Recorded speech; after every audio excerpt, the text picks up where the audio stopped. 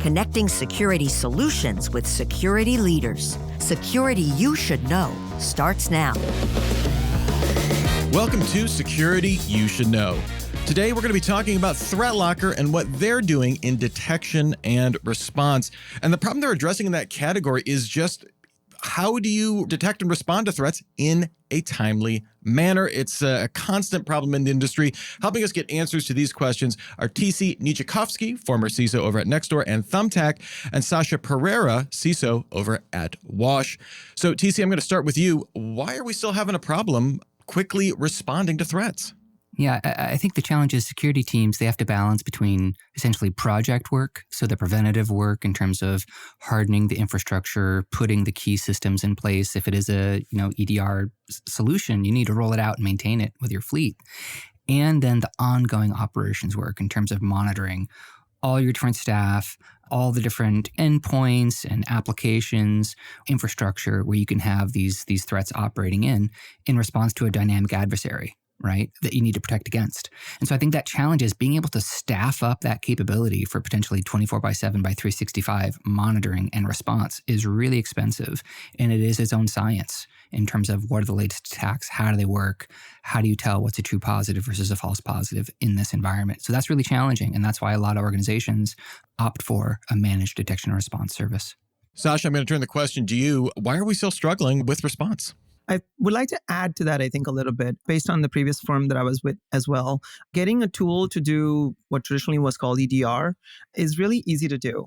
But what's hard is having someone monitor it and investigate what happens with it. And I've had to build teams of 5 to 6 people, specifically just monitoring tools. And, when things don't happen, it's very hard to keep those staff engaged. So it's one of those things that's extremely hard. And I started with one of the early MDR firms, I want to say like 4 to 5 years ago. And it's worked really well because for a fraction of the price, I was able to get a team of individuals who is also extremely more skilled in a way because they're dealing with a much better, let's just say, amount of clients and cases that they would see. I think some firms are still struggling with it, to be honest, because they're trying to do the traditional approach of trying to build their own teams to manage detection response. And I feel like availing a service just makes so much more sense in terms of security operations. Well, today we're going to be talking to Rob Allen, Chief Product Officer at ThreatLocker, about their ThreatLocker Detect and MDR, as well as Cloud Detect solutions. There's a lot out there. So, Rob, we need to start it with some preliminaries.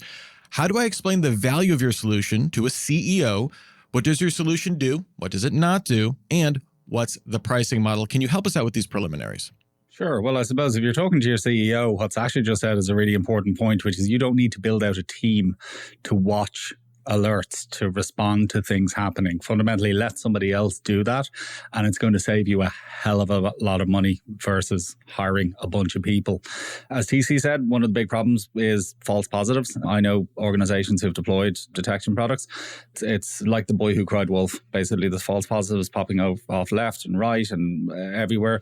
Knowing what's real and what's a false positive, it's a skill, and it's something that needs to be managed. So yeah, you're going to save yourself a bunch of money by getting somebody else to manage it for you. Also, we'll talk a little bit more about this, but you can have all of the detection you want. If you're not monitoring it 24/7, 365, it's as good as useless, because realistically, the bad guys are not working 9 to 5, your time zone. The bad guys are working in the middle of the night. They're working on long weekends. They're working on holidays, even fake holidays, as we were discussing a moment ago. And so yeah, they're not working 9 to 5. So you need somebody to be managing and watching these alerts and, if necessary, taking responsive actions. As I said, 24/7, 365. Oh, and surprisingly reasonable was the last. the stock answer for the pricing model, yes. So what does it cost? Yes. All right. Well, CISOs, you've gotten a taste of what ThreatLocker is doing here, but I'm sure you have a lot of questions. So let's start with you, Sasha. What other questions do you have for ThreatLocker? So mine are going to be a little bit, since I've been using MDR quite a bit and I'm familiar with a lot of the players. I do know that ThreatLocker is sort of new in terms of MDR, in the MDR space. What tools can I replace or eliminate with ThreatLocker? Oh, that's a really interesting question. Probably many is the short answer. I mean, obviously in this particular instance, we're talking about your EDR and MDR service. I suppose the approach that we take and the way we look at detection is somewhat different to a lot of tools. So for a lot of companies, a lot of organizations, detection is their first and last line of defense. So if something's not detected, then basically it's game over. It's got past, something has happened, and there's a cleanup operation. We see as detection and response as an additional layer on top of all the other controls that we offer. So allow listing, ring fencing, blocking, all that kind of stuff. So fundamentally, what we're probably alerting you about is things that haven't happened, whereas some of those other solutions are probably going to be alerting you about things that are happening or have already happened. And you're far better off being proactive about things than being purely reactive. Okay. TC, what about you? Yeah, so I've also worked with some MDR providers in the past. One of the challenges I've had is articulating the value that the MDR provider is providing the organization if you're not having urgent security incidents on a regular basis, right? Because you got this 365 monitoring, you have to do all the instrumentation, your relationship management, providing the context. But if you're not having urgent security alerts as a result of this monitoring, why am I paying for this service? So how do you help your customers articulate that if they're not having critical alerts all the time? To be perfectly honest, it's actually one of the reasons why we developed this product. I mean, it's kind of a logical extension of what we do, but fundamentally, we had lots of customers who were running ThreatLocker, the control platform, the proactive platform, alongside something like an EDR or MDR or XDR or anything that ends with DNR. And long story short, they very quickly realized with ThreatLocker blocking proactively and stopping these attacks basically before they've even happened, there's nothing really happening to be responded to or detected. So they're basically paying X number of dollars a year for this thing that basically never gets used, apart from, as I said, the occasional false positive. So that's one of the reasons that we brought this product to market, because people were saying to us, well, look, why am I paying all of this money for this detection and response when fundamentally it's not needed, or well, as far as we can see, it's not needed. Now, obviously, it's a box that most organizations need to tick. So they have to have something. So again, it makes sense for us to add to the control stuff with a layer of detection. Floor is open for questions. Mine's going to be a little tricky one. So if I do implement ThreatLocker, right, is it going to impact my cyber insurance rate?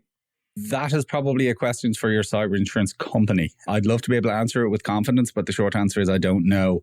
What I can tell you is I have actually spoken to insurers from time to time at various events, some of the very large insurance players. And they gave me a really good example about France a couple of years ago. So the amount that they paid out for one breach was more than all of the money they took in for cyber insurance in that year. So one breach outspent or outcost rather all the money they took in. So they're being very selective about who they will give cyber insurance to. So there's two parts. When I did quite simply ask him is, look, if you do what we do, if you do all of this proactive blocking, is your cyber insurance going to be less expensive? And he said, realistically, it probably is, because obviously they weighted based on number of factors. But the other thing is, it may be the difference between getting cyber insurance and not getting cyber insurance, because that's the big challenge for a lot of organizations now. Is just the insurers aren't going to touch them. If you don't have everything completely squeaky clean and all the protections that you need in place, then they're probably not even going to give you insurance, let alone how much they're going to charge you for it. Okay. Yeah, I got to follow up. So how is it that you're communicating with internal security teams or internal IT infrastructure business system teams as needed, right? Because when there's an incident, when you're monitoring it, is it real? Is it not real? Doing the escalation process. A lot of times there's a back and forth needed between the organization and the MDR provider. How are you doing that communication today? And do you support tools like Slack and Teams? So the short answer to your question, TC, is however you want us to communicate with you. So again, whatever is the method that you choose, whether it be via the alert that's been generated or whatever communication mechanism, could be pick up the phone, ring me, whatever that happens to be.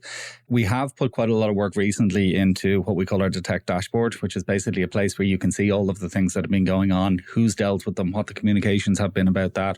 The other thing that we can do is we can make recommendations because, as I said, of the other parts of the product that we offer, so things like network control. So our MDR team can make recommendations for things that the customer can implement to avoid this happening again. So we often joke that the MDR team are basically like the configuration police, because it's very often something wrong or silly that a customer has done that they're alerting them about. So 3389 connection from the internet, that kind of thing. So what they can do, as well as obviously logging it and making you aware of it, they can make a recommendation. So why don't you implement this network control policy, which will basically stop this from happening again? So it's kind of a multi-stage process, but it is something that we've worked quite a lot on. So do you support, would I be able to, if you made a recommendation, would I be able to have the engineer, who would take that like in a Slack channel or in a Teams channel with you to discuss? Well, we can actually do it on the alert itself. So we can say, look, the recommendation from our MDR team is that you should close port 3389 on this machine. We literally have a policy there. It's a one click. You don't have to do anything more than that. It's, okay, this is going to block 3389 on this server. So it's literally a one click remediation or a one click solution. In terms of integrating, again, I'm going to not have to go like specifically and ask each and every integration. I'm sure you integrate with a lot of products to get feeds in from different sources, right? And that's one of the things that I'm having a little bit of challenge of, right? Go back 10 years and you have a whole ton of products that you would need someone to manage. Now you have an MSSP or someone who's doing MDR work who will manage it for you. But what I'm noticing is, to get best of breed products, right? I'm going to have all these different tools, including, so we're on Microsoft, right? So we're on E5. So we have a lot of tools directly from Microsoft. We have a lot of data that they are able to collect and show in their security tool. For example, I use their CASB, or there's email tools coming in, like we have Abnormal Security. There's a lot of other tools that we do have, and we're getting a lot of feeds from there. How does ThreatLocker able to use that to better augment MDR? Because as you said, the number of tools with the ending DR, there's so many, but what brings value is the ability to take all that data and make a good, informed, intelligent, calculated decision if it's important or not. Yeah, absolutely. I'd agree. But I would counter to some extent. And I just want to go back to what I said at the beginning, which is we don't see detection and response as being the entire game. We don't see detection and response being the only layer of protection. So fundamentally, if detection and response, and this applies to anything, but if detection and response, if something is not detected, it cannot be responded to. So you're depending on something to make decisions constantly. Now, you're hoping those decisions are educated decisions. You're hoping those decisions are informed decisions. But I mean, fundamentally, it doesn't matter how well educated or informed the decisions are. They're not going to get every single decision right, because there could be tens of thousands, hundreds of thousands, millions of decisions a day. Is this thing good or is this thing bad? So if your only layer of defense is something that's deciding about what's good or bad, then realistically, it's a recipe for failure. So that's why with all the proactive stuff we do, basically blocking by default rather than permitting by default and trying to figure out what's good or bad, we block by default.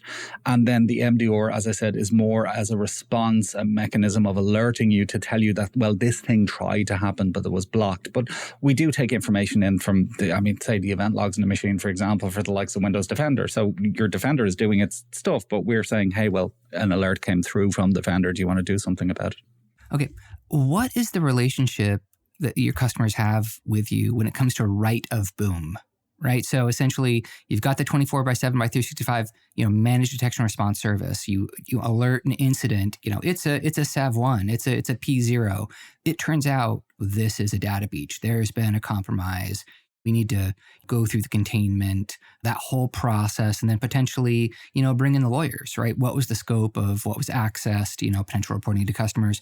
What is the relationship with ThreatLocker when, you've handed me something that's legitimate? It is a real breach. As an example, like, do you have an incident response retainer service? Or do you work with the lawyers and legal teams in terms of forensics? What's the services you provide there? So thankfully, and I'm going to touch all the wood available here, but thankfully that incident response tends not to be something that we need to do very often because of the nature of what we do. Again, coming back to deny by default, basically the fact of the matter is, in most circumstances, in most environments that are ThreatLocker protected, the reality is that, again, touch all the wood, breaches tend to happen a lot less often. Let me just put it that way. So incident response doesn't tend to be something we have to do. There are some exceptions to that. So we have customers saying they're in the process of deployment, for example, so they haven't secured their environment. ThreatLocker isn't up and running. Something has happened. Can you help us out? We do also have customers using ThreatLocker for incident response. So they will deploy ThreatLocker, basically secure it, lock it down immediately, just allow core Windows and a few other needed applications to run, blocking everything else by default. So effectively allowing organizations to get back up and running again. But in terms of the incident response part itself, I mean, we have all the logs. I mean, the customers themselves have all the logs. Everything ThreatLocker is logged. So you can see every process, everything that ran, process trees, reads, writes, copies, moves, information, internet access, what goes where on the internet. It's all there by default in the portal. So in most cases, that can be used directly by the customer themselves. They don't need us to say, hey, look, this is what happened in your environment. Very often they can see themselves, oh, this is what happens in our environment, because they have all that information. They have all that data accessible to them. Okay. Would we need to engage a different forensics provider or do that ourselves? Or is that something that ThreatLocker would be able to perform? Look, we will always assist customers to the absolute best of our abilities. I mean, we have had situations, as I said, like I mentioned, with environments that went secured or that were partially secured, or this organization was partially deployed, or, they had ThreatLocker on 80% of the machines, but they didn't have 20% of them deployed, and those 20% were the ones that got hit. That kind of situation, we will always help out to the best of our abilities. But I mean, fundamentally, it's not a core part of what we do, because it's not something that we have to do very often, if that makes sense. Yeah, thank you. Rob, what's one thing we didn't ask about that we need to know? I suppose just to touch again, to highlight again, you may have all the shiny tools in the world. You may have all the detection things. You may have alerts popping off, whatever the case may be. But unless you're monitoring that, unless you have somebody watching your back basically 24/7, 365, they are as good as useless. You might as well throw them all in the bin, because attacks are not happening 9 to 5. Attacks are not happening on a schedule or a cadence that suits you.